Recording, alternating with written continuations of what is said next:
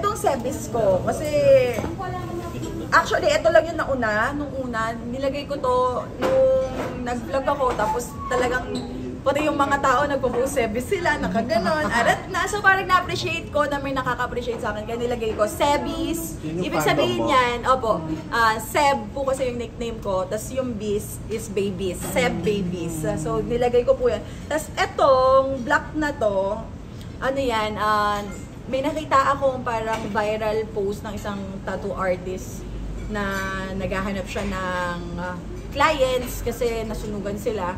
So, hinelp ko to promote yung artist na yon. And kaya ako siya pinaganyan. Nilagay ko na lang siya sa service. So, sign yan ng love ko sa fans and yung pag-help ko dun sa mag-ama. Kamusta yung content creation mo ngayon na talagang busy ka, di ba? Sa pag-aartista. Ay, ang hirap pala nun, no? Kasi ngayon, imagine mo kami, i-digital din namin to. Opo. Dati nagbabalita lang kami sa inyo sa TV.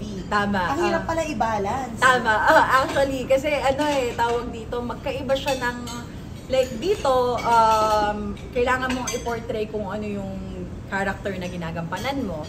Sa YouTube channel ko naman, wala naman po ako ibang pinapakita doon kundi ako lang. It's all about my life.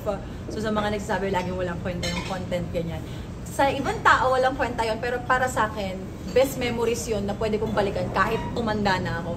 Kasi may mga napapanood akong mga clip ng mga batang Hollywood actress or ano na kapag nakikita mo yung mga baby videos nila, maano ka na sana ako din, nung time ko, may ganun din akong mga clips, videos. Kasi feeling ko matutuwa din ako. And yun din yung binibuild ko para sa mga anak ko. Parang anytime kung ano man yung gusto nyong, kahit man, hindi na po kasi mawawala ang videos. Lalo na sa account ko. Account ko yun eh. So, forever ko siya makikita kung ano mang ganap sa buhay ko na gusto kong balikan anytime, pwede kong puntahan. Pero hindi ka maglililo. Usually kasi pagka sumasaba kang content creator sa television, sa taping, napapabayaan mo yun. At yung algorithm mo, napapabayaan din yung mga followers, subscribers. Yes. Ano yun? Anong take mo doon? Paano mo tinatackle yun? Actually po, nung sa akin naman po, ito, first project ko pa lang naman po. So, ang pinaka ko lang naman dyan, ako po kasi talaga hanggat maaari, content po ako ng content.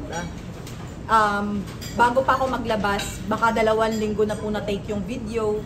So, nagpe-pending talaga ako dahil ayoko naman po pabayaan. Lalaanan mo? Opo, pinaglalaanan ko po ng oras kasi ayoko pabayaan kung saan ako nag-start And hindi naman porket pumasok ako sa ibang mundo, kakalimutan ko yung mundong nagdala sa akin sa bagong mundo na to. Pinuri ka ni Derek, di ba? Yung kagat versus kagat. Nakakaloka kayong dalawa.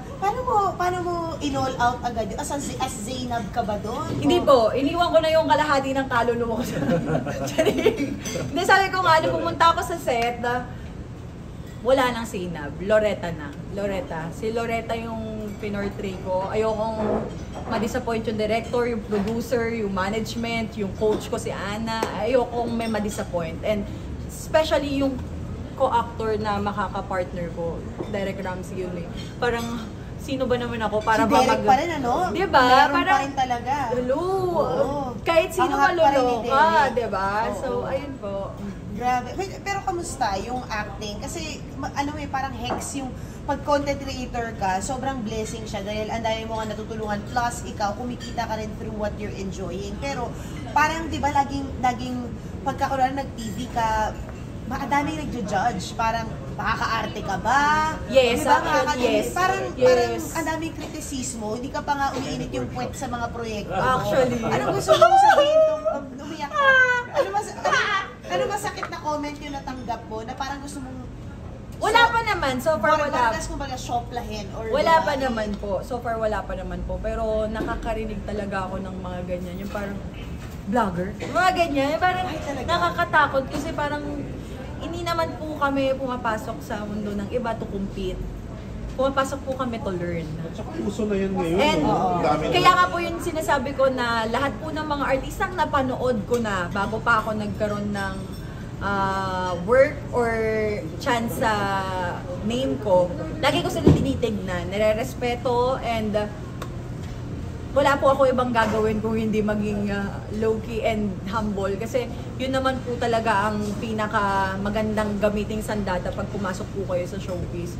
And wala naman po sigurong masama kung subukan po muna natin kilalanin ng isa't isa, di ba? Wala naman po. Pero ano no, nakakatuwa, parang you're so full of wisdom na what have you learned through the years? Kasi you had your fair shares of issues nung nagko-content creator. Talagang nakaaway ka, umaway sa'yo. Di ba isiniwalat yung mga messages mo? Ano yung mga natutunan mo from those na nadadala mo ngayon? Actually, tawag dito, lahat naman talaga nang nangyari sa aming controversy, gusto na nangyayari. Kasi sino ba namang gustong taong magkaroon ng problema tapos pagtawanan ng maraming tao, di ba? Wala namang ganong tao eh. So ako, hanggat maaari, tinitignan ko na lang siya as a lesson learned experience na mag-iingat ka na ngayon. And yung pag-iingat na yon hindi para gumawa ka ng masama, kundi para galingan mo lalo kung paano mo papatunayan yung sarili mo sa ibang tao. Kaya nga po tinatry ko yung best ko na makapagbukas pa ng iba-ibang pinto na, ay kaya ko pala, kaya mo yan, kaya mo to, yung mga ganon. So mas naglo-look forward na lang po ako sa mas magandang paparating kaysa naman po mag-focus tayo sa mga negative na nangyari. Kamu sa kabilang nanay ngayon, kayo naiiwan anak mo? Ano po? Kayo naiiwan yung anak mo? Actually po, ang kasama ko sa bahay, sister ko, family ng sister ko, and then may mga yayas po talaga ako. Hindi po ako mag-ano dahil mahirap po magpalaki ng dalawang batang. Ako po mag-isa lang, yung partner ko naman nasa ibang bansa. So, medyo ako talaga ang pukpukan ng malala sa pag-aalaga, sa pagpo-focus sa kanila, sa mga gastusin and all. And para sa akin po, malaking pasasalamat ko din sa mga taong nandiyan dyan, hindi lang din dahil sa pera, kundi dahil may pakialam sila sa amin mag-ina. That's nice. May maganda yung support system mo. Oo. About wisdom sa love life at pagmamahal, ano na yung mga growth mo tungkol dyan sa pagpili ng partner na makakasama? Because you now have a boyfriend, right? Yes po. Oo, kamusta kayo? Ayun nga, siguro yung natutunan ko sa lahat na nangyari sa akin, don't settle for less.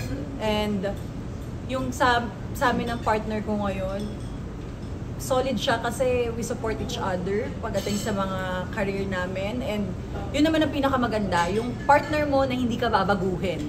Hindi ka uobligahin, hindi gawin yung mga ayaw nila. Kundi susuportahan ka pa, magiging mas malawak, magiging mas mapagmahal, and ayun. Pero Zainab, okay, nakahanap ka ng kalmang relasyon, pero LDR naman. Opo, mahirap siya. Actually, nakakaiyak.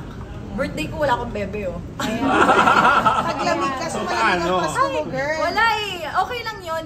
As long as, nakikita namin na ginagawa namin lahat nung ginagawa namin now for future, bakit naman hindi mag-sacrifice? Di ba lahat naman tayo dumadaan sa pagsasakripisyo bago natin makuha yung tagumpay? Ano ginagawa